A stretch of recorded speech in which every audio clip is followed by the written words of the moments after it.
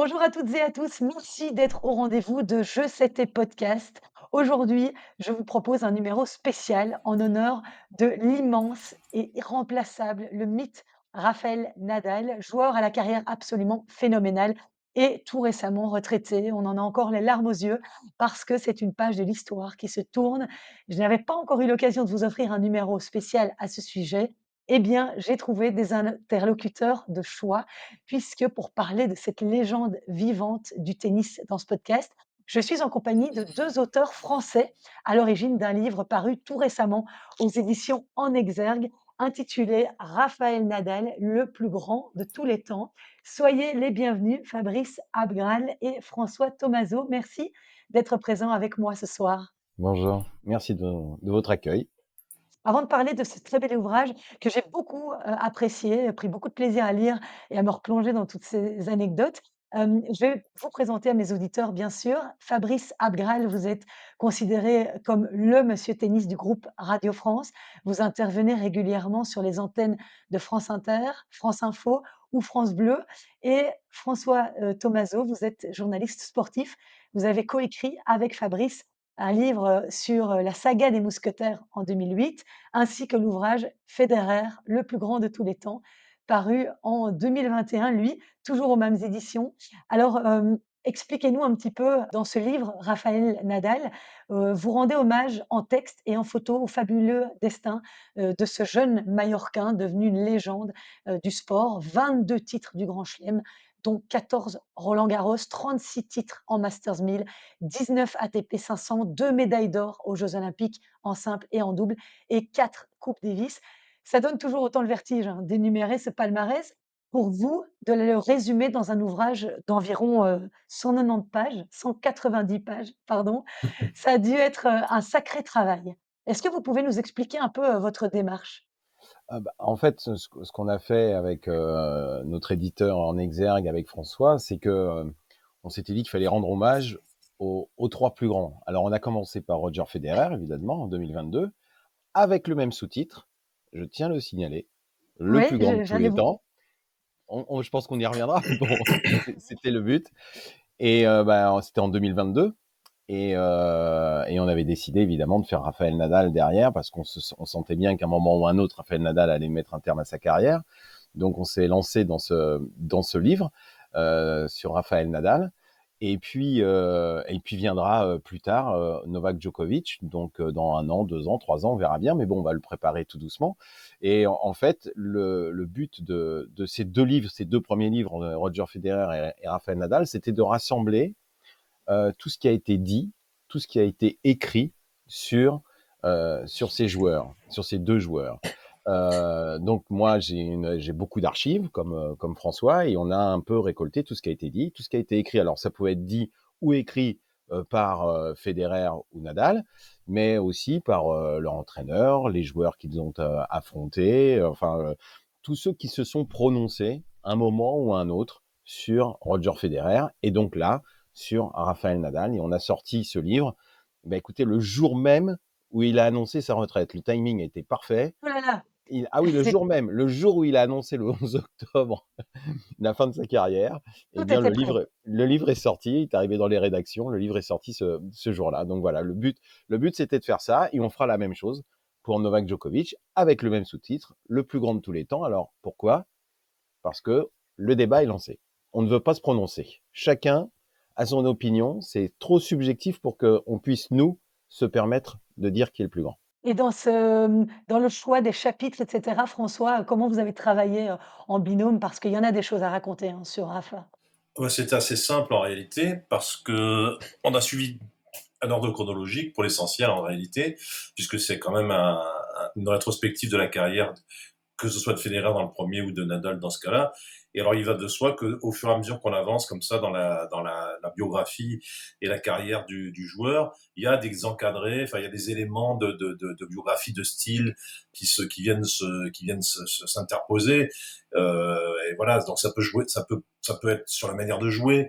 On a des éléments un peu techniques sur le style de jeu de Rafa, sur les personnages qui ont jalonné son histoire, en l'occurrence par exemple Tony Nadal, enfin, qui était son entraîneur, à son oncle et ainsi de suite. Et ça se fait relativement naturellement, c'est-à-dire qu'en suivant le déroulé leur carrière, il y a des événements, des éléments de leur biographie, de leur manière d'être qui s'imposent d'eux-mêmes pour ce qui est de Nadal, sa simplicité, son humilité, la manière dont il a évolué aussi tout au long de sa carrière, dans un Espagnol parmi d'autres, hein, ces crocodiles de la terre battue, qui avait un style un peu stéréotypé de fond de cours, pour arriver au monstre, entre guillemets, qu'il est physiquement et techniquement qu'il était, mais aussi l'évolution de la perception que le public a pu avoir de ce joueur, qui apparaissait comme un joueur assez bestial et brutal, et qui finalement, au moment où il tire sa révérence, est notre pote à tous, quoi, un bon gars, comme il l'a dit lui-même. Voilà, comme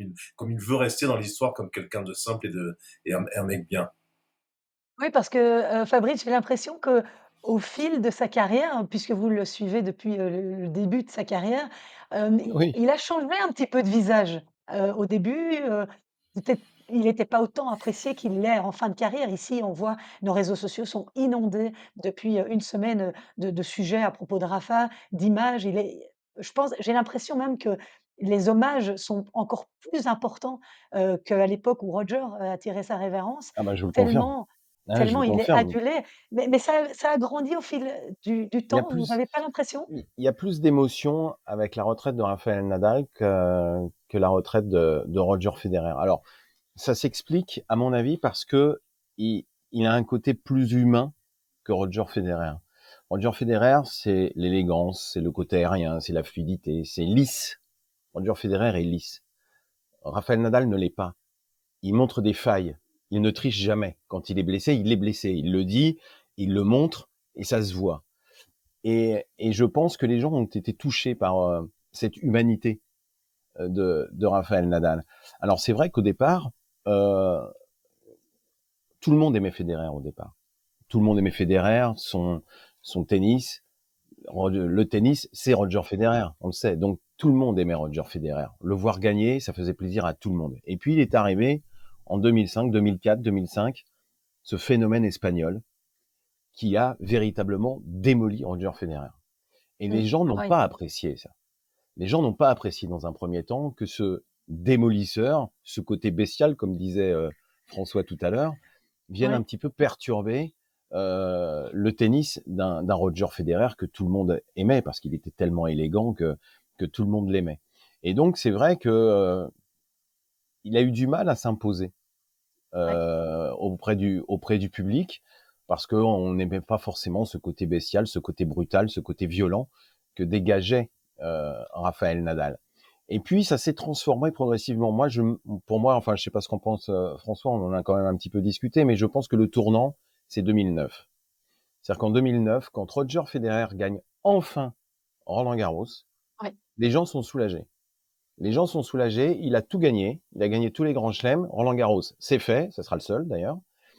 Et après, on laisse la place à Rafael Nadal. Et voir gagner Rafael Nadal 7 fois, 8 fois, 9 fois, 10 fois, 11 fois, en fait, ça impressionnait tout le monde. Et en fait, on était en train d'assister, le public comme nous, journalistes, on était en train d'assister à un véritable phénomène. On était en train de dire, mais vas-y, continue de gagner, établis un record qui ne sera jamais battu. Et on l'aura vu, ce record. Et on pourra dire, on y était. Mmh. Et en fait, voilà, les gens, je pense, ont apprécié Rafael Nadal pour ce qui est représenté à Roland-Garros, notamment, mais aussi parce qu'il montrait humainement des choses que Roger Federer ne montrait pas ou que Novak Djokovic ne montrait pas non plus. Parce que Novak Djokovic, on peut considérer qu'il joue aussi un rôle. Donc on ne sait pas où on peut le situer. Rafael Nadal, il est proche des gens. C'est comme disait François, quelqu'un de gentil, de bien élevé, de Mmh. bienveillant, d'humble, de modeste, de fair play. Il a toutes les qualités Rafael Nadal, et les gens se reconnaissent beaucoup plus facilement en Rafael Nadal qu'en Roger Federer ou Novak Djokovic. Je pense que c'est pour ça que les gens sont aujourd'hui plus touchés par la retraite de Nadal que par la retraite de Federer ou plus tard par la retraite de Novak Djokovic. Je pense que c'est en partie pour ça. François, vous vouliez ajouter quelque chose? Oui, non, non, je pense il y a aussi quelque chose il y a plein de choses intéressantes dans ce que vient de dire Fabrice, mais il y a aussi pour moi une évolution dans l'appréciation du jeu. C'est-à-dire que quand Roger dominait le tennis et quand Rafa est apparu, il y avait vraiment un a priori défavorable envers les Espagnols et envers le jeu de fond de cours. On disait ah, le jeu de fond de cours c'est toujours pareil, un peu le jeu qu'avait créé Borg, enfin ou Lendl, tous ces gens qui jouaient de la ligne de fond de cours, ce style de terre battue qu'on Ouais. trouvait finalement assez pénible, assez rébarbatif. Tout le monde était pour McEnroe, pour Edberg, pour Boris Becker, pour ces joueurs attaquants dont Federer était peut-être dans une certaine mesure l'archétype le plus abouti, et c'était pas juste un serveur volleyeur, c'était voilà. Et et Rafa, il a réussi à faire de ce jeu espagnol, de ce jeu de fond de cours qui était méprisé, un grand art. Faut dire ce qu'il est. Il a poussé tellement ce jeu au sommet de ce que ce type de jeu peut donner, que c'est devenu. On s'est rendu compte qu'en fait, c'était pas du tout de rébarbatif, mais que c'était un jeu non seulement intéressant, un jeu palpitant à voir, mais en plus que c'est un jeu qui fonctionnait sur d'autres surfaces, parce qu'il faut rappeler aussi que il a su se réinventer, il a su varier son jeu, et qu'on a tous vu de temps en temps du Rafa au service volé qui était pas du tout manchot, et ça a vraiment dans une certaine mesure cette lutte entre ces big three là, ce triumvirat, il a un peu redéfini la perception qu'on avait du tennis et du jeu tennistique. euh, Avant eux, c'était soit service volé, soit de fond de cours. Bon, bien sûr, il y a des subtilités. Depuis, c'est beaucoup plus complexe que ça, et c'est grâce à ces trois-là que le tennis finalement a franchi un cap extrêmement important. Je dois dire pour finir aussi là-dessus sur ce que vient de dire Fabrice et sur la perception qu'avait Rafa, que moi je suis très surpris dans une certaine mesure par la réception de la retraite de Rafa, et finalement par cet élan d'amour envers lui. J'étais, il y a encore 2 ans, au moment de la retraite de Roger, j'étais persuadé que Roger était plus populaire que Rafa. Mais petit à petit, on a vu, il y avait des signes. Et je crois qu'aujourd'hui, incontestablement, ce que vient d'expliquer Fabrice, cette humanité, on sait pas forcément, tant que les gens sont là, on se rend pas compte à quel point il nous manque. Et là, la retraite de Rafa laisse un vide énorme. Ça, c'est Si je peux, clair et net. si je peux me permettre, j'étais à Malaga pour la retraite de Rafa. Les gens n'étaient pas tristes, pas tristes. Les Espagnols n'étaient pas tristes parce qu'il Forme de soulagement. il leur a donné tellement d'amour que pendant 20 ans, qu'il n'était pas triste. Après, une fois qu'il a terminé son match et qu'il l'a perdu, quand on a récupéré les gens, qu'on a été voir les Espagnols à la sortie du stade, ils étaient tristes. Ils n'étaient pas tristes avant parce qu'ils le remerciaient pour tout ce qu'il avait apporté. Mais une fois que c'était terminé, ça a été violent. Parce qu'en plus, ça a été violent. Il a perdu son simple. Les gens n'imaginaient pas qu'il allait jouer en simple. Ils pensaient plutôt qu'il allait jouer en double. Il a joué en simple, contraint et forcé visiblement par David Ferrer. Il voulait pas jouer les simples.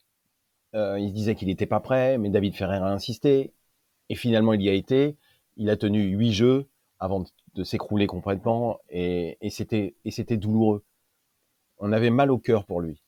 Les gens étaient tristes pour ça, parce que ça ne représentait pas Rafa.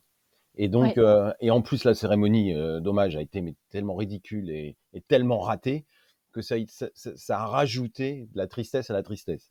Donc, voilà. Donc, je pense que Rafa touche les gens. Et ce que c'est vrai, ce que dit François, c'est que les gens s'aperçoivent en fait que c'est quelqu'un de bien. Et je me souviendrai longtemps d'une personne que j'ai interrogée quand j'ai fait le reportage après la défaite de Rafa. Il disait que c'était quelqu'un de gentil, de bienveillant, ce qu'on a dit tout à l'heure. Et il a dit, et je pense que ça résume bien Rafa, il dit, c'est un mec, je peux le croiser dans la rue, je peux lui proposer un café, il viendra boire un café avec moi. Mmh. Ce que ne ferait pas Roger Federer, ce que ne ferait pas Novak Djokovic. Rafa, Et il le même fait. même Mais les même les journalistes, hein, journalistes. Ah bah, nous, on le connaît, quand avec François, on le connaît. Moi, je l'ai vu arriver en 2003. À Pareil, Monte-Carlo, pareil. Patrice Dominguez nous avait dit, Patrice Dominguez, on regrettait Patrice Dominguez, qui était le directeur du tournoi, son match contre Albert Costa était prévu un petit peu en fin de journée, début de soirée, il faisait un petit peu frais, et il nous avait dit, écoutez, faites ce que vous voulez, mais je pense que vous devriez rester, parce que là, vous allez voir un phénomène. Il n'avait pas 17 ans, ouais, et il bat Albert Costa, qui avait remporté l'année précédente Roland-Garros, tenant du ouais, titre. ouais, Il n'avait pas 17 ans. Et là, on s'est tous regardés, on s'est dit, ah ouais, alors là, il va y avoir un problème. Et ce problème, c'était Rafa, et il est devenu le gros problème de Roger Federer. On a compris tout de suite. J'étais au même tournoi avec Fabrice. Malheureusement, on se fréquente depuis longtemps, et on a tout de suite compris. Tous ceux qui ont assisté à ce match ont compris qu'on avait affaire à un monstre, enfin ce qu'on appelle un monstre au sens propre du terme. Il y a quelqu'un de hors du commun. Et c'est vrai ensuite que ce monstre sur le court, on l'a dit à Roland Garros assez fréquemment, il venait au bar de la presse, à l'époque où le bar de la presse était pas au même endroit qu'aujourd'hui, il était un Ouais. petit peu en terrasse au-dessus du cours central. Et quand il passait pour justement, c'était souvent pour des actions caritatives ou pour signer un bouquin ou pour, il venait et il s'attardait. Il restait avec nous. On lui offrait pas la bière, mais enfin c'était tout juste. Et Mais on son gâteau discutait très, d'anniversaire, François, son ou gâteau son gâteau d'anniversaire d'anniversaire, exact, son à gâteau Roland-Garros, d'anniversaire, c'était on l'a fait à Roland Garros au bord de au la café de la presse. Presse, au bar de la Presse. On est resté comme ça pendant quelques temps à discuter avec lui, avec un mot pour tout le monde, avec tout l'amour que je porte à Roger, en effet, et, et, euh, l'admiration que j'ai pour Novak, qui est un garçon beaucoup plus sympa qu'on ne pense d'ailleurs, par ailleurs aussi. Euh, OK. mais ils n'ont pas ils n'ont pas cette facilité de contact qu'a gardé tout au long de sa carrière, Rafa, et ça, c'est quand même assez extraordinaire.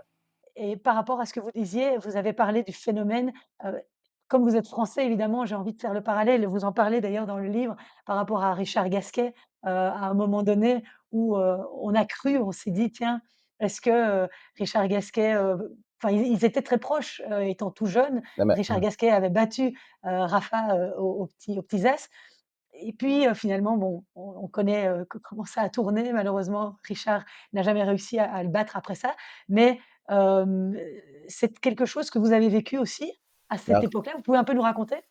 Richard en a souffert de cette comparaison. En fait, cette Oui, comparaison, ils ont le même âge, hein. Ils ont le même âge, ouais.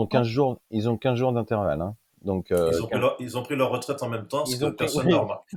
oui, oui, ils ont pris leur retraite Voilà en même le chapitre à propos ouais. de Richard et Rafa. Alors Richard remporte les petits As en 1999 Ouais, et Rafael Nadal en 2000 et en 99, en effet, Richard bat, Rafa. Richard était la référence. Il faut savoir qu'à cet âge-là, au moment des petits As et un petit peu avant, Richard est la référence absolue en tennis pour ce qui représentait l'avenir. Et même Tony Nadal prenait systématiquement en référence Richard Gasquet.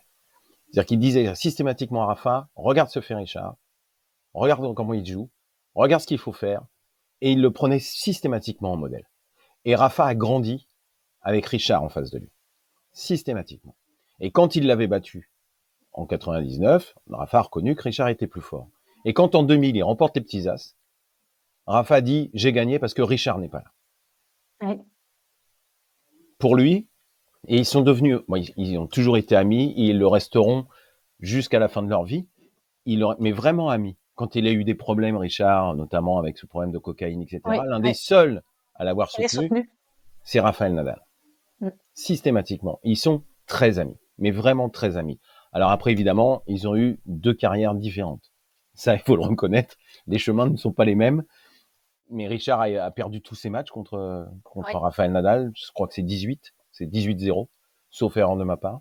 Ouais, vous le mentionnez dans le livre, je n'ai Ouais, c'est plus par 18-0. cœur, Alors, il mais l'avait battu à Saint-Jean-de-Luz dans un tournoi Challenger, mais enfin, ouais, Rafa avait ça compte pas. abandonné. Bon, voilà. Mais voilà, et Richard a souffert de la comparaison parce que il y avait pas à les comparer, c'était pas possible. Enfin, l'un était parti dans une dimension que Richard n'a jamais pu atteindre. C'est ça. Après, on est très dur avec Richard Gasquet, parce que si on regarde sa carrière, il y a pas mal de joueurs qui seraient quand même assez contents d'avoir eu la même que lui. Il a quand même une carrière peut-être un petit peu inférieure aux promesses qu'il avait à l'époque des petits As ou en junior ou autre, mais il a fait quand même une très très belle carrière. Il a gagné des tournois, il fait des quarts de finale de Grand Chelem. C'est pas un joueur nullissime, mais les champions, les exceptionnels champions, ils sont d'une classe différente qui se fait jour petit à petit. Et Richard Gasquet, avec toutes ses qualités, n'avait sans doute pas la trempe d'un numéro un mondial, d'un tueur. Il faut dire un peu les choses comme elles sont. C'est-à-dire que pour monter tout là-haut, il faut avoir comme ça une qualité de combattant, une volonté de vaincre qui est, je dirais presque innée, qui ne s'acquiert pas. Et ça, Richard Gasquet avait le talent, il avait le tennis, il avait des coups absolument phénoménaux. mais il n'avait pas cette fibre-là. Et puis après, il faut aussi voir l'évolution physique de l'un et de l'autre. Quand ils s'affrontent aux petits as, le plus fluide des deux, c'est quand même Rafa au départ. Et puis après, ça change. C'est le moins qu'on puisse dire. Légèrement. Voilà, il y a eu Mais physiquement. rendez-vous Voilà. compte, il gagne les petits as en 2000 et on a parlé de 2003. En 2003, il bat le tenant du titre de Roland Garros, Albert Ouais, Costa à Monte-Carlo. En 3 ans, vous vous rendez compte? En 3 ans seulement, ce qu'il a réussi à faire, ouais, c'est incroyable. En 2000, il incroyable. remporte les petits as et il est porte-drapeau de l'équipe d'Espagne. En 2000, quand l'Espagne gagne la Coupe Davis, il est porte-drapeau. C'est un petit gamin, il porte-drapeau. Et 3 ans après, il est à Monte-Carlo, il bat Albert Costa, le tenant du titre de Roland Garros. Non, mais c'est dément. C'est dément C'est ce qu'il a réussi à faire en 3 ans. c'est dément et ce qui est encore plus dément et je suis ravie d'avoir 2 Français pour en parler parce que vis-à-vis des Français évidemment, ce qui est encore plus dément et complètement inimaginable dans l'esprit de tous les fans de tennis que nous sommes, c'est comment a-t-il pu atteindre le chiffre de 14 Roland-Garros remportés? On pensait déjà que Borg, c'était un exploit, mais là, il est rentré dans le cœur des Français aussi par cette porte-là. Oui, enfin, il est rentré dans le cœur des Français à partir de 2009, parce qu'avant, Après oui, ça agaçait un peu les gens quand même de le voir gagner tout le temps. Hein. j'allais Enfin, vous le demander. on avait du mal à convaincre, nous en tant que journalistes, on avait du mal à convaincre que Rafael Nadal était quand même un phénomène et qu'il fallait apprécier ce qu'il était en train de réaliser. Mais, non, mais il avait le tennis pour, quoi. Il avait le tennis. Alors, je vais faire une parenthèse quand même, parce que c'était un terrien, c'était un extraterrien, pour faire un jeu de mots, c'était un extraterrien, parce qu'il avait un tennis pour la terre battue, mais ça l'agaçait qu'on le réduise à ça. Ouais, Et en François, on en a parlé tout à l'heure, il ne voulait pas qu'on le réduise simplement à un joueur de terre battue. Et c'est pour ça qu'il a progressé. C'était un bosseur, mais phénoménal. Il a progressé parce qu'il voulait aussi gagner à Wimbledon, à l'US Open et à l'Open d'Australie, et parce qu'il y avait en face de lui aussi Roger Federer. Il l'avait dans son viseur et il fallait à tout prix, qu'il arrive à rivaliser avec Roger Federer. Vous vous rendez compte qu'il a fallu attendre quand même 2022 pour qu'il le dépasse au nombre de titres du Grand Chelem. ouais, ouais et Il aura poursuivi attendu entre 2005 et 2022 pour enfin le dépasser, pour faire 21 plus 20 et plus 1 plus 1 et 22. C'est incroyable. Alors après, pour son tennis, il a un tennis de terrien, évidemment, avec un lift phénoménal, la balle qui tournait le plus rapidement au monde. Ça, c'est dingue. ça vous l'évoquez Son aussi, coup c'est droit à magnifique. l'assaut. Bah oui, c'est La son coup stat droit, la son fameux stat coup droit à là, l'assaut. Oui, c'est ouais, incroyable. C'est un ouais, coup droit à l'assaut qui faisait beaucoup de mal et en plus, il était gaucher. Un droitier qui jouait de la main gauche parce qu'il faut se souvenir que Rafael Nadal est droitier. Et ça a été pour lui un avantage phénoménal par rapport à Roger Federer parce que dans la diagonale, quand lui il frappait en coup droit, il touchait le revers de Roger Federer et en plus un revers à une main. Et pour lui, c'était impossible, c'était insoluble. Il ne pouvait pas rivaliser. Il a fait 4 finales contre lui, il les a toutes perdues. Il faut rappeler aussi une chose, c'est que oui, bien sûr, il y a 14 victoires à Roland-Garros. C'est l'exploit majeur, sans doute imbattable. Enfin, on voit pas comment. Il y a tellement Oh bah, c'est le plus grand exploit de l'histoire du sport. Hein. parce que même ouais, quelqu'un qui aurait ce niveau-là, il y a toujours une blessure. Alors lui, il en a eu en plus. C'est ça qui est incroyable des blessures. Mais si on regarde ses plus grandes victoires en match, c'est pas Roland. C'est à Wimbledon. Je pense qu'on est tous d'accord. Hein, sa première victoire sur Roger à Wimbledon, c'est peut-être le plus grand match de tennis de tous les temps. Mais pour aller chercher ce genre de victoire, alors qu'on est considéré comme un terrien, un petit espagnol quand on connaît la difficulté du jeu sur gazon qui est tellement spécifique, les appuis n'ont rien à voir, les rebonds n'ont rien à voir, qu'il ait eu la force mentale et tennistique d'aller gagner ce match et ensuite on pourrait parler des autres, mais en Australie aussi qui est pas une surface pour lui, il est quand même allé aussi battre les meilleurs là-bas. Ça démontre non seulement la palette de Rafa, mais cette orage de vaincre qui est exceptionnelle. Alors après, bon, je vais revenir sur le côté le rapport des Français à Rafa. On a tous vu la cérémonie d'ouverture des Jeux Olympiques et il y a eu un moment de bascule. Fabrice parlait de 2009 et la bascule dans le cœur des Français. Moi, je suis un fan de Roger. Je dis la vérité, en 2009, j'ai pleuré. J'étais président de la commission de presse de Roland-Garros et je pleurais dans les tribunes, ce qui n'était pas très ça. Enfin, pour un officiel, c'était un peu limite. Mais enfin, je me cachais discrètement. Mais c'est vrai qu'il y a eu une bascule dans la cérémonie d'ouverture au moment où Zinedine Zidane a donné la flamme à Rafa. Et personne, je pense, dans le cœur des amoureux de sport en France, n'a considéré à cet instant-là Rafael Nadal comme quelque chose d'incongru ou comme un Espagnol ou un Mallorquin ou ce que vous voudrez. C'était un Parisien. C'était un des plus illustres Parisiens à qui la Exactement. flamme était remise. Et il est vraiment devenu un des nôtres parce que, euh, parce que Roland Garros, au même titre que le Tour de France ou d'autres, fait partie du patrimoine français, de notre oui, chaque année, c'est un rendez-vous où fin mai, début juin, quand vous êtes lycéen, étudiant ou plus âgé, vous allez vous mettre devant Roland, ça rythme la journée. Et donc, Rafa, c'était devenu un cousin, enfin, il faisait partie de la famille. Ah, tiens, il Mais joue c'est vrai. à quel moment et donc, Rafa est devenu, oui, il fait partie du patrimoine français aujourd'hui, Oui, indiscutablement. je suis d'accord. C'est un Parisien. On devrait même lui donner les clés de la ville. Non, mais c'est vrai. La maire de Paris devrait lui donner les clés de la ville. Enfin, quand Zidane, comme le rappelait François, lui donne le, Une flamme. comment dire, la flamme olympique, euh, enfin, c'est touchant. Enfin, c'est touchant. Enfin, tout le monde a été touché. Ça n'a pas été fait comme ça à la va-vite. Ça a été fait sur un podium, mais devant le monde entier. Et ce qui est Ah oui, marrant aussi, c'est que la première fois qu'il remporte Roland-Garros, en 2005, celui qui lui donne la coupe, c'est Zinedine Zidane. oui. Ah oui, tout à fait. Et la boucle est bouclée. Ouais. Et Zinedine Zidane aurait dû participer à la cérémonie d'hommage. Il était prévu qu'il vienne à Malaga. Comme d'autres, comme Roger Federer, comme Novak Djokovic, comme le roi d'Espagne, comme Ronaldo, comme tous ses coéquipiers, tous ceux qui ont joué avec. Bon, eh ben ça ça a été raté de A à Z. Maintenant, il faut espérer que ce soit Roland Garros qui sera véritablement célébré et qui est une véritable fête. Mais pour en revenir à Roland Garros, et je suis complètement d'accord avec François, les victoires de Roland Garros ne sont pas les moments les plus émouvants de Mm, la carrière de Raphaël. C'est complètement paradoxal, hein. mm. C'est pas les Ah plus ouais, émouvants. Moi, je me souviens de 2008. Je me souviens, et il a perdu cette finale-là, à l'Open d'Australie 2012. La finale, elle oui, dure 5h53. Ils étaient épuisés ouais, face à Novak Djokovic. Il perd ouais. cette finale, Rafa. Elle dure 5h53. Je me souviens de la finale face à Daniil Medvedev en 2022 à l'Open d'Australie. Mais c'est monstrueux ce qu'il fait. C'est Ouais, monstrueux. ouais. Il gagne cette finale alors que Medvedev pouvait la gagner 100 fois et il la gagne. Mais c'est aussi cette défaite face à Roger Federer en finale de l'Open d'Australie. Australie, ouais, Incroyable, ouais. incroyable. C'est une finale incroyable. Alors qu'en plus, il mène 3-1, il a balle de double break et il n'arrive pas à conclure. Et c'est Roger Federer qui arrive à aligner 5 jeux d'affilée derrière. Enfin, et Et même ces voilà, moments même ses défaites, voilà, ses victoires sont émouvantes et ses défaites aussi. C'est-à-dire contre qu'on Wawrinka aussi, pareil, contre Stan Wawrinka en bien sûr, finale en Australie, où il continue à jouer, et ça c'est lui, c'est blessé. Rafa.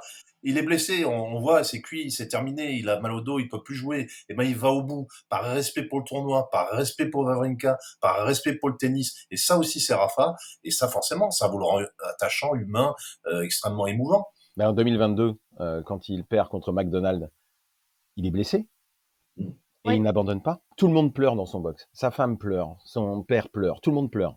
Tout le monde lui dit t'arrêtes, arrête, arrête. Et il continue. Par respect, comme disait François, par respect pour son adversaire, par respect pour le public. Il ne veut pas abandonner. Il faut vraiment qu'il soit au bout du bout du bout du bout pour qu'il arrête. Il a raté 16 grands chelems dans sa carrière. 16 grands chelems. En ne se rendant pas sur le site. Et 5 en abandonnant en cours de tournoi. C'est-à-dire qu'en total, il a raté 21 grands chelems. Vous vous rendez compte, 21 grands chelems? Il en a c'est ce que je me remporté 22. ouais, c'est ce que je me disais Et en lisant votre livre. on aurait pu, enfin je sais pas, là après on va à la louche, mais on aurait pu en lui en rajouter 3 ou 4.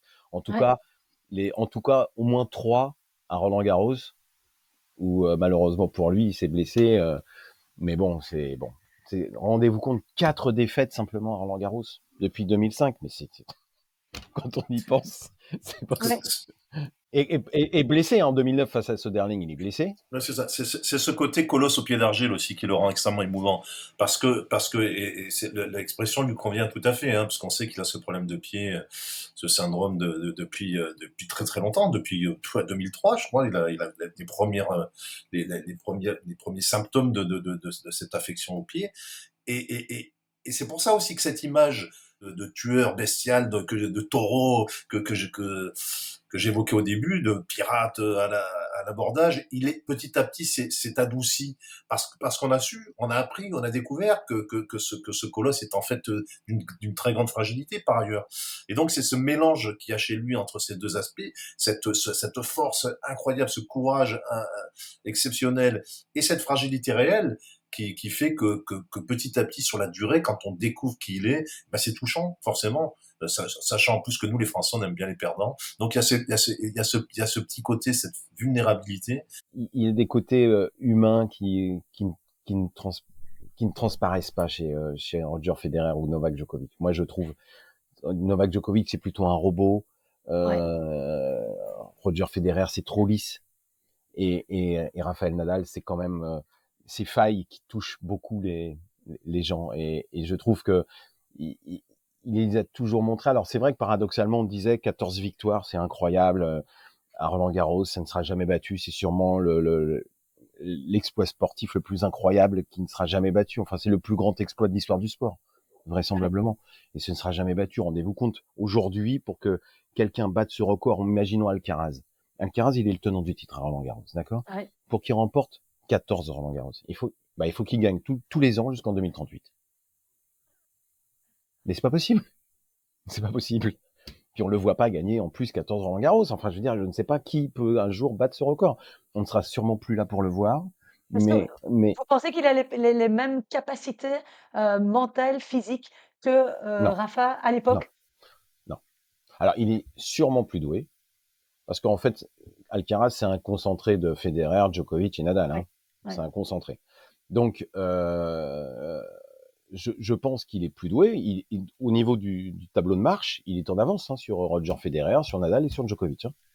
Il a déjà gagné Ouais. des grands chelems, alors que certains n'en avaient pas gagné, comme Roger Federer ou Rafael Nadal. Lui, à 21 ans, bah, il en a déjà 3 ou 4, sauf erreur de ma part. Non, 4. 4. Ouais, Ouais. 4. Donc il est en avance sur le tableau de marche des autres. Mmh. Maintenant, est-ce qu'il va durer autant que les autres? Ça, je suis pas certain. Je suis pas Ouais. certain.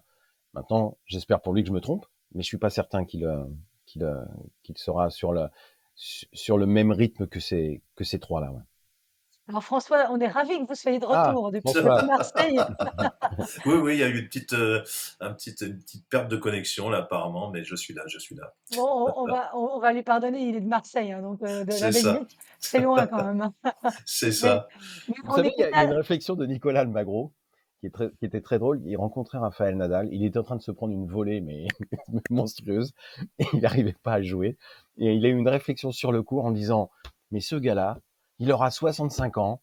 Il aura encore 40 ou 50 grands chelems, 40 Roland Garros, et il sera toujours là, en train de se battre, en train de vouloir gagner, etc. Et il aura 65 ans, mais il sera toujours sur le court. Il n'en pouvait plus. Il n'en pouvait plus d'affronter Rafael Nadal. Il n'en pouvait plus, Almagro. Ouais, et puis il y a 2 citations que vous reprenez, également, bon, je vais pas spoiler, hein, je vais pas en donner plus, mais vous citez, Gaël Monfils, et Emmanuel Planck. J'ai adoré la citation d'Emmanuel Planck, qui est venu dans mon podcast d'ailleurs l'année passée. «Battre Nadal sur terre au meilleur des 5 sets, c'est gagner une étape du Tour de France après avoir franchi en tête l'Alpe d'Huez, le Tourmalet et l'Aubisque». Je pense que tout est dit. Ah bah tout est dit, c'est impossible. Et François le sait d'autant plus Oui, qu'il que est aussi j'ai. spécialiste de vélo. C'est ça, Ah oui, voilà! tout à fait, Ouais, ouais, tout à bien fait. sûr. Pour revenir au côté humain, au côté combattant de Rafael Nadal, ce guerrier ultime, Carlos Moya, moi je trouve que c'est la plus belle phrase du livre. C'est Carlos Moya qui dit euh, si je devais mettre ma vie dans les mains d'une personne, C'est ce vrai. serait dans celle de Rafael Nadal. Tout est dit. Tout est dit. J'avais noté celle-là aussi dans mes petits post-it là. Effectivement, c'était une très belle phrase et par rapport à ce que François disait quand on l'a perdu, par rapport aux blessures, de Rafa, heu, Je voudrais montrer aussi, donc vous avez ici un aperçu un petit peu de toutes les blessures qui ont miné sa carrière. Alors honnêtement, je me rappelais plus qu'il avait autant été, meurtri par, Bah, en fait, ce qui se passe, c'est quand il fait Monte-Carlo 2003, il doit faire Roland-Garros derrière. Donc on prend à partir de 2003. 2003, il rate, il est blessé. 2004, il rate, il est ouais, blessé. Et en fait, il commence Roland-Garros en 2005. Alors il a fait l'Open d'Australie avant, mais déjà tous ces grands chelems-là, il les a pas fait alors qu'il est opérationnel. Déjà, ces grands chelems-là, il les a pas fait. Après, il y a ses blessures, enfin tout ce qu'on connaît de lui. Et puis, évidemment, les derniers grands chelems aussi qu'il a ratés ces derniers temps à cause de blessures, à cause de son pied, à cause de sa hanche, etc. Mais au total, ça fait 21 grands chelems, dont 16, alors qu'il ne s'est pas rendu sur le site. C'est incroyable. Ça rajoute au côté miraculeux justement parce qu'avec les blessures qu'il a eues, bon, il y a celle au pied qui est bien évidemment la récurrente, enfin celle qui est tout du long.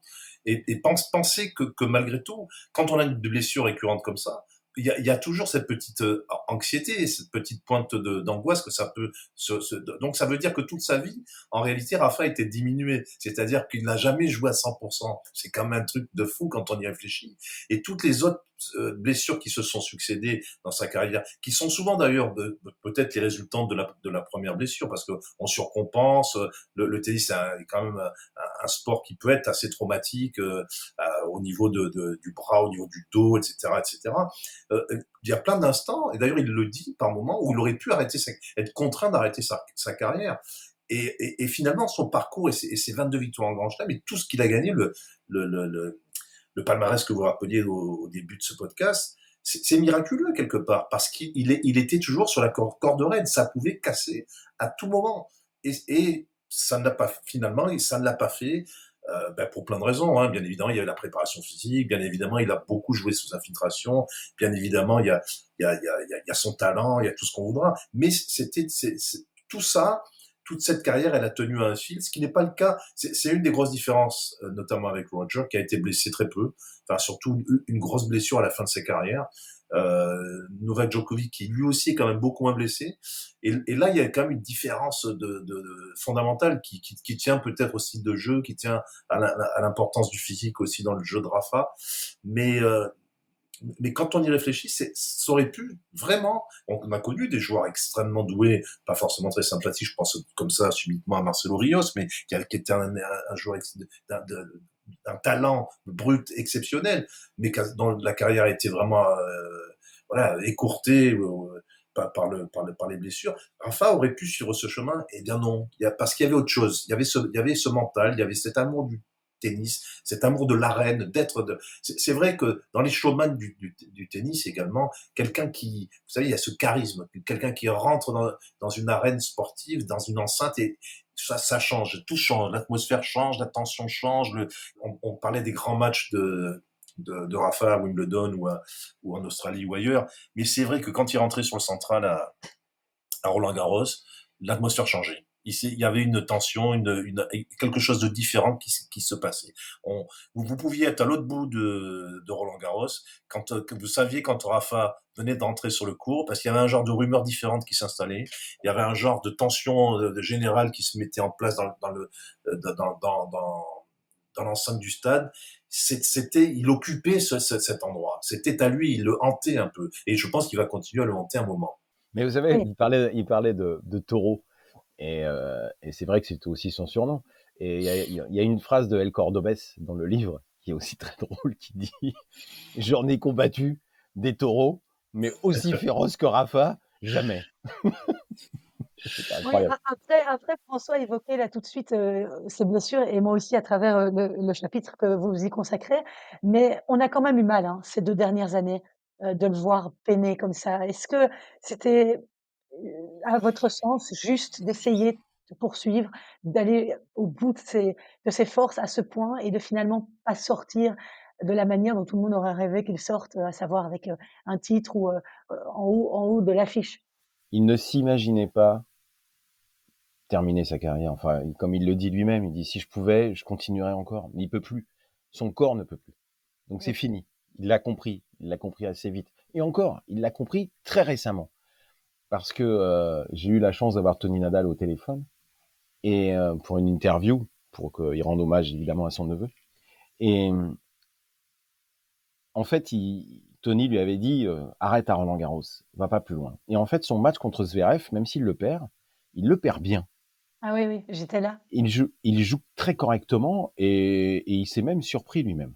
Ouais. Et il s'est dit, mais pourquoi je continuerai pas? Et dans son esprit, quand il est sorti de ce match face à Zverev, je pense qu'il s'est vu aller jusqu'à Roland-Garros 2025. Ouais. Mais sa défaite aux Jeux Olympiques face à Djokovic lui a fait énormément de mal parce que là, il s'est aperçu qu'il ne pouvait plus rivaliser du tout avec les meilleurs. Et face à Djokovic en plus. Donc, je crois que là, il a compris que c'était terminé. Il a poussé jusqu'à la Coupe Davis. Il a eu tort, à mon avis, de ne pas jouer avant. Parce que pendant 3 mois, il n'a pas joué. Il a joué en Coupe Davis, mais il manquait de compétition, il manquait de rythme, il manquait de repères. Enfin, il y avait tout. Tout Et était, sur surface dure, alors catastrophique. Oui, en plus, sur qu'il avait surface plus joué dure. depuis, 1 an sur Il surface aurait dure. dû jouer à Bercy, il aurait dû faire des petits tournois avant, etc., pour pouvoir je sais pas pourquoi il a. Moi, dans son esprit, enfin, dans son esprit, je pense qu'il jouait, il venait en Coupe Davis que pour jouer le double. Mais David Ferrer a insisté pour qu'il joue le simple. Lui, il ne voulait pas, hein. Et voilà, et c'est dommage que ça soit terminé comme ça, parce que je pense que ça aurait été plus glorieux pour lui de terminer sur un double. Mais Et tout le monde aurait été content, en plus. je pense aussi que les échéances ont fait, le calendrier l'a poussé à cette sortie-là, c'est-à-dire que Roland Garros, il était obligé d'en faire un dernier, donc il l'a fait, et comme Fabrice l'a dit, il tombe contre un redoutable adversaire, et il n'est pas ridicule, voilà, c'est son jardin, il fallait qu'il soit là. Mais ensuite, il y a les jeux, c'est aussi, et il l'a dit souvent, un des moments clés de sa carrière, les Jeux Olympiques. Pour lui, c'est un enjeu qui est presque plus important que les grands chelems. Donc, il y a non seulement des Jeux Olympiques, mais ils sont à Paris et ils sont dans son jardin à Roland-Garros. Donc, c'est encore une raison de plus de continuer. Et enfin, il y a cette Coupe Davis qui est aussi parce que il faut rappeler qu'à la base, Rafa, c'est un sportco, comme on dit. C'est un amateur de sport que de football, voilà. Et il a toujours aimé jouer avec les potes. Et là, c'est la Coupe Davis, c'est une dernière chance. Il pense en effet qu'il va jouer avec le double. David Ferrer, ça a été son ami toute sa carrière. C'est difficile de dire non. Donc je pense que il a duré comme ça pour des raisons affectives, en fait. C'est-à-dire que il y avait les jeux, c'est difficile de dire non aux jeux. Puis on sait jamais, en double avec Alcaraz, ça peut passer. Et ensuite, il y a cette Coupe Davis où il peut pas dire non à son pote Ferrer. Et voilà pourquoi je pense il est allé un petit peu au-delà de ses limites. Et c'est sa première grande émotion, la Coupe Davis, Rafa. Ouais. La première grande émotion, c'est quand il gagne la Coupe Davis en 2004. Et 20 ans après, il la joue de nouveau. 20 ans après. Quasiment jour pour jour. Ouais. Et donc, voilà, symboliquement, c'était tellement fort pour lui de terminer sur la Coupe Davis, qui est pour lui terminer chez lui, à Malaga, enfin en Espagne, devant son public, avec le maillot de l'Espagne sur le dos. C'était pour lui, voilà, c'était la fin idéale. Et comme il l'a dit aussi, la boucle est bouclée. C'est une erreur de qui? De Rafa d'avoir pas dit: «Je ne peux pas jouer, je m'en sens pas capable» Si, il l'a ou dit. de Ferrer? Si, il l'a dit. Il l'a dit Donc à Ferrer, il l'a dit pendant les entraînements. Je ne me sens pas capable de jouer le simple. Ne me mets pas en simple, je ne me sens pas capable. Et Ferrer l'a vu jouer à l'entraînement. Et il Ferrer pensait qu'il était capable de a dit, si, tu y vas. Et il l'a avoué en conférence de presse, Rafael Nadal. J'ai essayé de le convaincre, j'ai pas réussi. C'est lui le capitaine, c'est lui qui décide. Il m'a aligné en simple. J'y vais parce que c'est le capitaine. Donc j'y suis allé. Mais comme il disait, je vais pas m'excuser. Je suis désolé, mais je vais pas m'excuser. Je ne voulais pas y non, aller. non. C'est le capitaine qui a décidé. Donc il y a été. Donc c'est pas de sa faute. C'est un mauvais choix de Ferrer. Et je sais qu'au plus profond de lui-même, il sait qu'il a fait le mauvais choix. Parce que de toute manière, Bautista Agut n'aurait pas fait pire que Rafael Nadal. Et je dis ça malheureusement, Ouais, mais il aurait pas fait pire. Il aurait pas ouais, fait pire. Et de toute manière, il aurait joué le double en plus. Même s'il y avait eu 2-0 pour l'Espagne, il aurait joué le double parce que les gens sont venus voir Rafael Nadal. ouais. Donc on pouvait pas imaginer un seul instant que le double soit annulé. Au dernier moment, il y aurait eu une émeute dans l'enceinte. Donc il aurait joué le double, même si c'était pour du beurre, mais les gens étaient venus pour Nadal, Ouais. exclusivement pour lui. Et comment vous expliquez, puisque vous y étiez, que cette, cérémonie ait été Parce qu'ils se sont un laissés échec? surprendre, parce qu'ils se sont fait surprendre. Voilà, parce ils ont considéré que Espagne-Pays-Bas, il n'y aurait pas eu de problème, que Ouais, l'Espagne devait battre les Pays-Bas et que, en fait, tout était prévu pour le week-end à partir des demi-finales. euh, Djokovic, Federer, le roi d'Espagne, tout le monde devait venir à partir du vendredi. Parce qu'on ne pouvait pas prendre de risques non plus. Donc, à partir du vendredi. Et ils sont tous fait surprendre. Tous, les organisateurs se sont fait surprendre. Tous, il n'y avait personne. Il n'y avait que l'équipe d'Espagne. Ouais. Moi, je connais très bien Gérard Sobagnan, qui est le co-directeur du tournoi de Madrid, du Masters 1000 de Madrid. Je ne voyais personne. À un moment, je lui envoie un message en cours de match. Il était là. Et je lui dis, mais tu as vu des vedettes, tu as vu des personnalités? Il me dit, il n'y a personne. Personne. Je dis, mais c'est pas possible. Mm. Mais en fait, il me dit, mais parce qu'ils sont tous prévus, pour vendredi, voire dimanche la finale. Ouais. Et là, ça aurait été une fête phénoménale. Et ben, ils n'ont pas pu la faire, la fête. Et puis alors, le comble du ridicule, c'est David Agarty, le président de la Fédération internationale, qui lui a offert, figurez-vous, une photo encadrée. Oui, j'ai vu. Non mais, juste ridicule. Non mais, une photo. Non mais c'était indigne de la légende qu'il est, de l'icône qu'il représente. Mais c'est indigne. Comment on peut offrir, la Fédération internationale offre un cadre, une photo de Nadal en train de faire un selfie devant la coupe avec ses coéquipiers quand il gagne en 2019. Non mais, qu'on offre une petite coupe Davis, qu'on offre une statuette ou quelque chose, enfin un truc symbolique qui permet une photo. Mais tout a été raté, tout. Mais ils le reconnaissent maintenant tout doucement.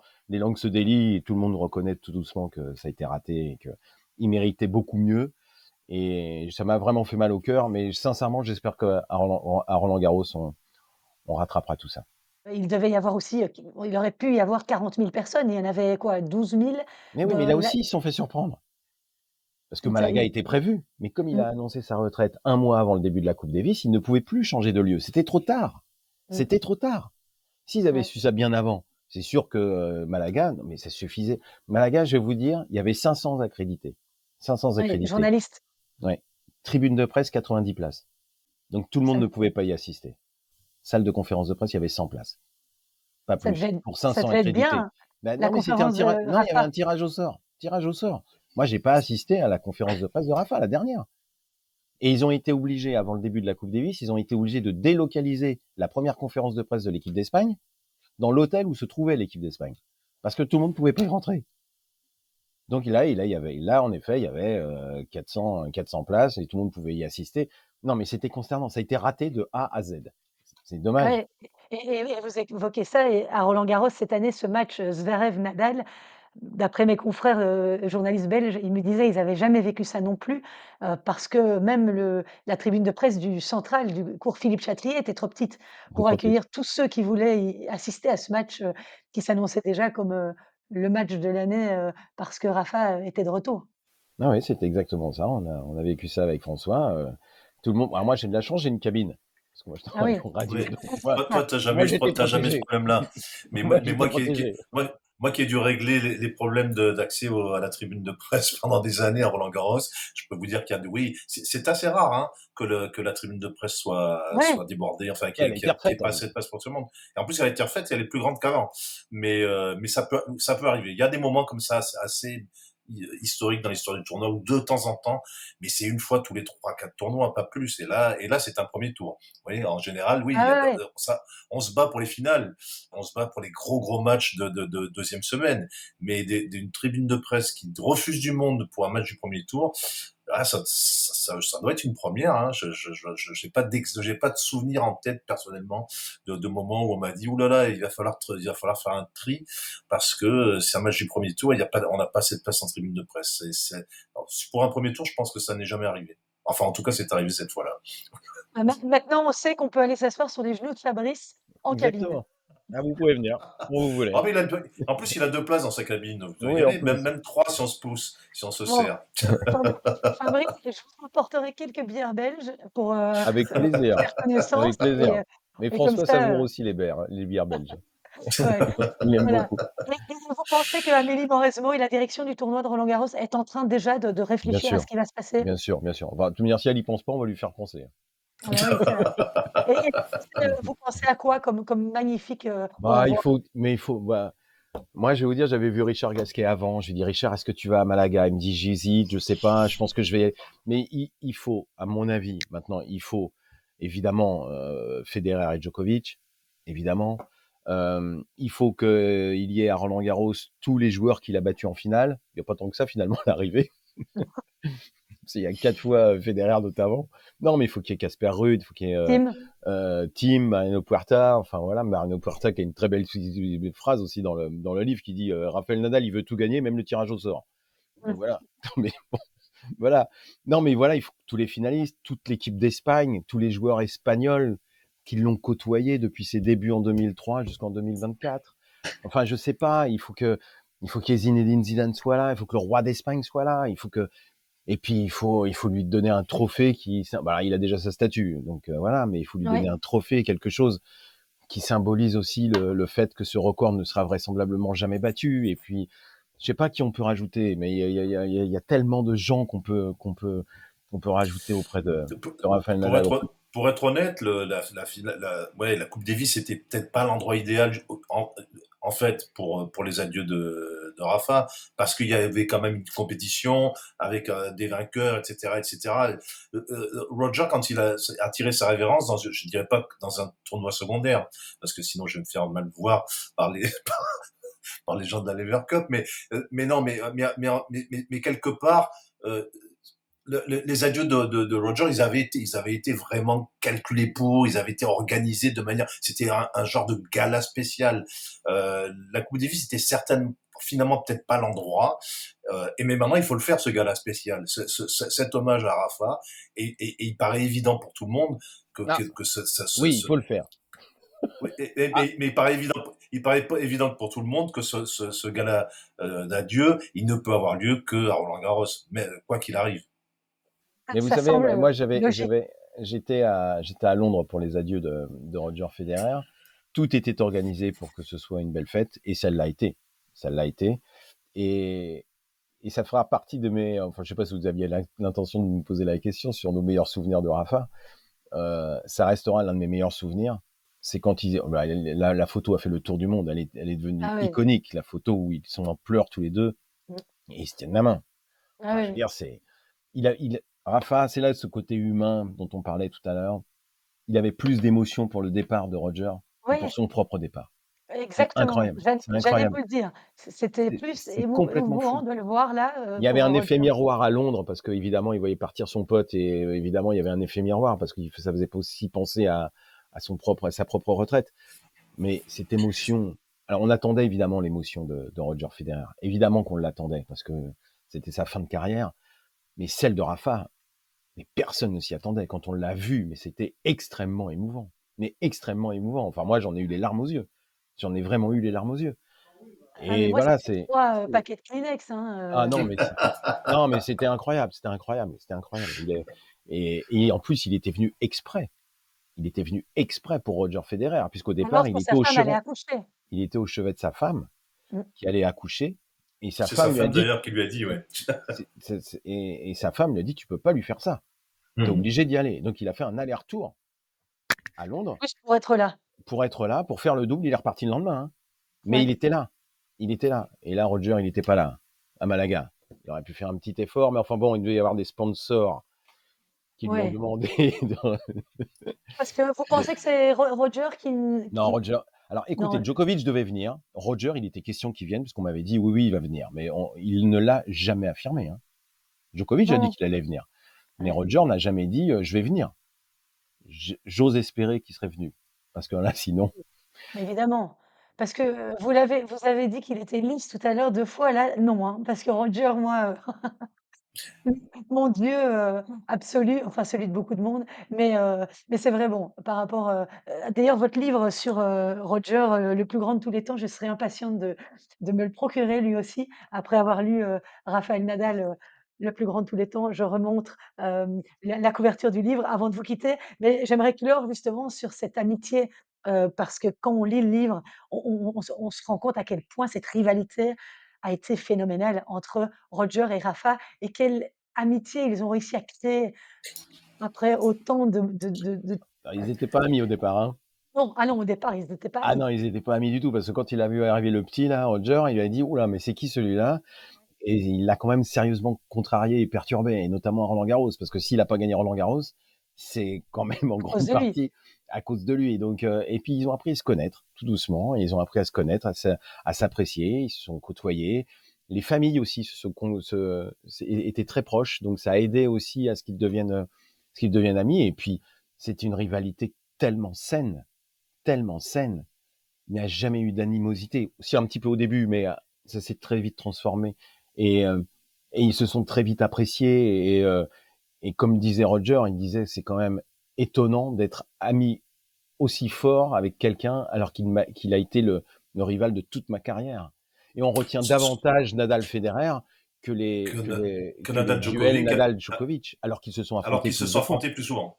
Plus Ouais, souvent, 60 fois c'est ils se vrai. sont affrontés, alors que 60 Federer, contre 40. Ouais. 60 contre 40. Mais Mais je crois que les grandes rivalités du sport sont toujours empreintes de ce respect qui va jusqu'à l'amitié.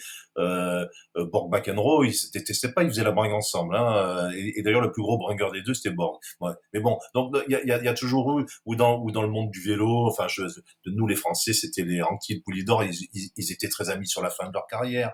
Enfin, voilà, il se bâtit dans ces Prost rivalités-là Senna, Prost Senna, Prost oui, Senna. oui, voilà, il se bâtit dans ces grandes rivalités sportives un tel.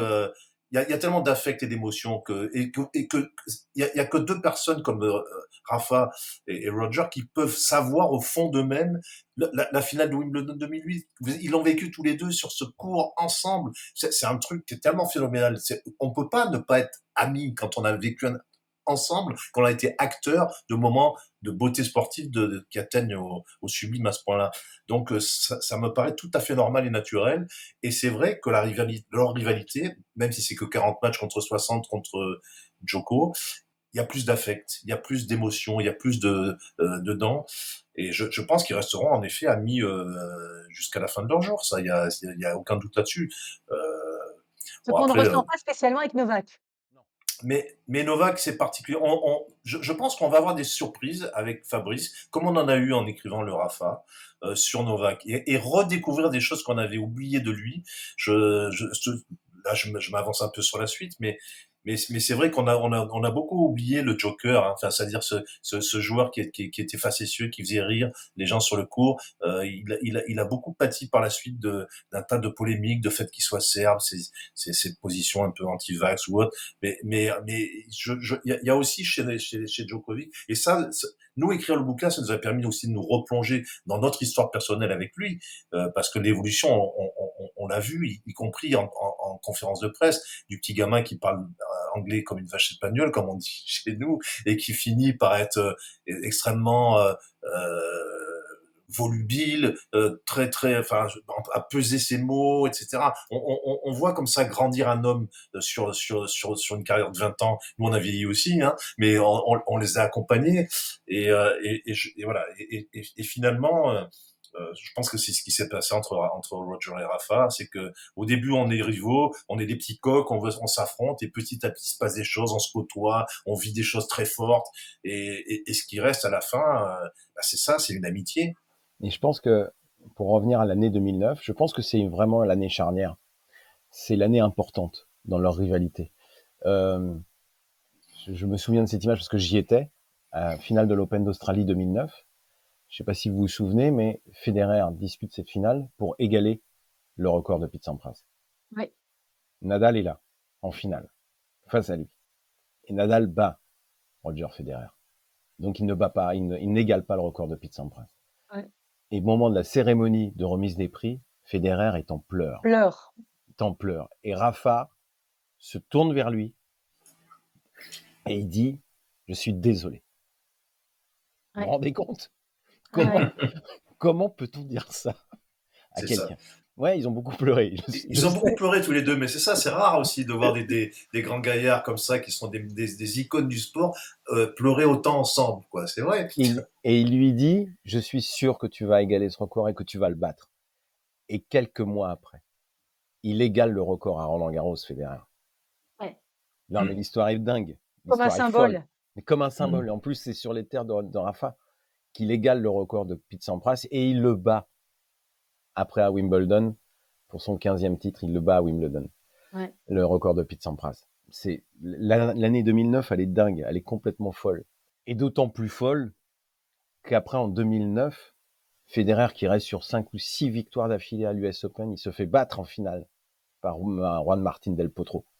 Alors qu'il était sur les traces de réaliser un truc de dingue aussi. Et tu parlais aussi du changement d'image en 2009 de Rafa qui perd, et en plus il perd contre un... Parce qu'à cette époque-là, il a cette image justement un peu pénible, il gagne tout le temps, etc. Et il est sifflé d'ailleurs en 2009, hein, Rafa, quand Ah ouais, face à Pourtant, Soderling. face à Soderling. Mais là où c'est intéressant, c'est que d'abord, quand il sort du cours et qu'il est sifflé, il ne comprend pas. Et on le sent vraiment encore plus peiné de ses sifflets que de la défaite. Et en plus, et c'est ça qui va tout changer, il est battu par un mec qui est vraiment pas sympa. J'ai rien contre Soderling parce qu'il lui aussi il a eu des problèmes dans sa carrière, le Non, pauvre. mais alors, tu vois, François, il y a deux ouais. discours sur ces siffles. Non, mais sur ces sifflets, il y a deux discours. Je pense que pendant ce match-là, les gens avaient compris que ce jour-là, Rafa pouvait perdre. Et que si Rafa perdait, c'était la chance ultime, la seule chance de Roger. Federer. C'est vrai, mais tu as eu aussi beaucoup de provocations de Soderling qui finalement ont petit à petit fait que après coup les gens se sont dit on a été nuls quoi. Et d'ailleurs en finale alors, ils sont non seulement très fans de Roger, ils veulent absolument qu'il gagne et moi le premier, mais ils sont aussi beaucoup un peu contre Soderling en disant d'abord tu nous prives d'une finale top, puis en plus tu t'es comporté moyen vis-à-vis de Rafa. Et là, je pense qu'en effet, les cartes sont rebattues parce que le public ne réfléchit pas à tout ça. C'est du ressenti du moment. Et c'est vrai que ce tournoi-là, et puis cette année-là, elle a changé quelque chose. Ça, c'est clair et net. Oui, et il était blessé en plus, Rafa. Oui, il était blessé. Il ne l'a jamais dit, mais ça aussi. Vous savez ce qu'il a fait après? Parce qu'il était dévasté. Hein. Dévasté. Hein, il avait gagné 2005, 2006, 2007, 2008. Il restait sur 4 victoires d'affilée. Il perd contre Soderling en 8e de finale, il est dévasté. Il arrive dans le vestiaire, évidemment, il fait la gueule, enfin bon, ça va pas du tout. Il s'apprête à partir. Il est quasiment dans la voiture officielle qui le ramène à l'hôtel, et il oublie une chose. Une chose. Dire au revoir, non? Dire au revoir. Il est revenu sur ses pas, il est revenu au vestiaire pour dire au revoir à toutes les personnes, à tout le personnel de Roland-Garros, qui évidemment nettoie le vestiaire, qui assure les accréditations, les trucs, les transports. Il a dit au revoir à tout le monde. Il avait oublié de dire au revoir. Pour vous dire comme ce garçon est éduqué, d'une politesse extrême. Et voilà, enfin c'est Rafa, ça, c'est lui qui n'a jamais cassé une seule raquette. Vous savez pourquoi il a jamais cassé une seule raquette? Parce que Tony, 1250 raquettes, il n'en a jamais cassé une. Pourquoi? Parce que Tony, un jour, il est en train de s'entraîner, il a cassé une raquette quand il était gamin. Tony, il l'a chopé par le col, il lui a dit plus jamais ça, Rafa. Tu sais combien ça coûte une raquette? Donc, il savait pas trop le petit Rafa. Il dit ça coûte trop cher, très cher. Il y a plein d'enfants qui peuvent pas se permettre d'acheter une raquette. Donc, plus jamais tu casses une raquette. Et plus jamais il a cassé une raquette. Plus jamais. Voilà. Tout est résumé dans ces anecdotes. Voilà, je suis pas sûr que Federer aurait fait la même chose, et je suis pas sûr que Novak Djokovic. Il en a cassé beaucoup des raquettes quand il était gamin. Roger. Oh là là, beaucoup. Ouais. Cela dit, son papa lui a dit aussi d'arrêter qui est un joueur belge que vous avez certainement connu, qui a joué avec lui quand ils étaient gamins, m'avait partagé le fait qu'effectivement Roger était un rat-quête, comme on dit en belge, c'est-à-dire un peu nerveux sur le terrain quand il était petit. Légèrement. Et qu'il a bien changé, mais voilà. En tout cas, je pourrais vous écouter toute la nuit. Je vous avais demandé une demi-heure. Vous avez eu la gentillesse de me consacrer 1 heure, donc je vais pas prendre plus de votre temps, mais c'est vraiment super intéressant. Et je vous conseille, donc tous les auditeurs qui ont écouté ce podcast, d'aller, voilà, c'est bientôt les fêtes. Rafael Nadal, le plus grand de tous les temps, d'aller vous procurer ce livre. Est-ce qu'il est disponible en Belgique ou bien on le... Oui, il est disponible en Belgique, sans problème. Sans problème. Bien sûr. Bon. Mais voilà, vous avez un cadeau de Noël qui est tout prêt là. C'est cadeau. Il faut récupérer Federer parce que Federer aussi est ressorti pour le coup. Oui. Voilà. Donc les deux sont dispo a priori. Les deux sont disponibles. Eh bien, maman, papa, si vous m'écoutez, voilà. Après, il y a marqué aussi le plus grand de tous les temps. C'est le sous-titre de Roger Federer. Après, le débat est lancé. Hein. Le débat est lancé. Et puis il y aura Novak qui arrivera. Avec le même sous-titre. Mais Novak, c'est le palmarès, c'est incontestable. On peut pas nous, déontologiquement, j'allais dire, Bien sûr. ne pas écrire, le plus grand de tous les temps pour quelqu'un qui a le plus grand palmarès du tennis. Ah mais Et c'est sûr. donc, voilà, donc, après, une fois de plus, chacun fera sa tambouille. Je peux livrer un petit scoop, c'est que le préféré de Fabrice et mon préféré, on les a déjà fait. Mais vous saurez pas lesquels. Oui, j'ai cru j'ai cru percevoir quand même, je ne vous le Bon, moi, dirai c'est pas ici, mais Rafa et François, c'est Roger. Voilà, Voilà, ouais, mais c'est assez clair, voilà. j'avais c'est assez clair. j'avais compris. Et comme souvent et comme, j'aime le répéter, je reprends souvent la phrase d'un confrère journaliste qui dit: «Si on aime le tennis, on aime Roger. Si on aime le sport, on aime Rafa». Et moi, quand on discutait, je lui dis: «Bah, et puis si on aime l'histoire et le palmarès, on aime Novak Djokovic». C'est Voilà, vrai. je crois que tout est résumé dans cette formule. Voilà et je pense qu'on a été, on est chanceux, d'avoir enfin moi je suis peut-être un petit peu plus jeune que vous, mais on est chanceux d'avoir pu vivre, des moments, aussi, phénoménaux que ceux-là, parce que je Ah suis ben, on pas pourra dire sûre qu'on y était. Ça, c'est voilà clair, c'est clair. et ça, c'était vraiment, c'est magnifique. Mais en tout cas, j'étais vraiment très heureuse de discuter avec vous, messieurs, c'était, un vrai plaisir et j'espère que j'aurai l'occasion de vous recroiser peut-être à Roland-Garros Sûrement. pour, discuter de, bah, d'autres choses, d'autres, sujets, tennistiques parce que c'est Cabine très Radio intéressant. France, elle est Voilà. indiquée. Ah, Très volontiers. je prépare mes bières spéciales, je viens vous faire un coucou sur vos Et genoux moi et c'est parti. moi, généralement, je suis au bar de la presse, c'est là où on me trouve le plus facilement. Ah! Ça, je vous crois pas parce que vous y étiez aussi la plupart du temps, cette année, je ne vous ai pas croisés ou alors on s'est peut-être croisés Non, mais non, je suis venu qu'une journée à Roland-Garros cette année. ah, Voilà, OK, voilà, parce c'est que le pour bar ça. de la presse, je connais bien aussi. Bon, mais merci messieurs, infiniment d'avoir fait partie, de mes invités pour ce podcast spécial Rafa Nadal et j'espère à très bientôt. Merci à vous. Merci.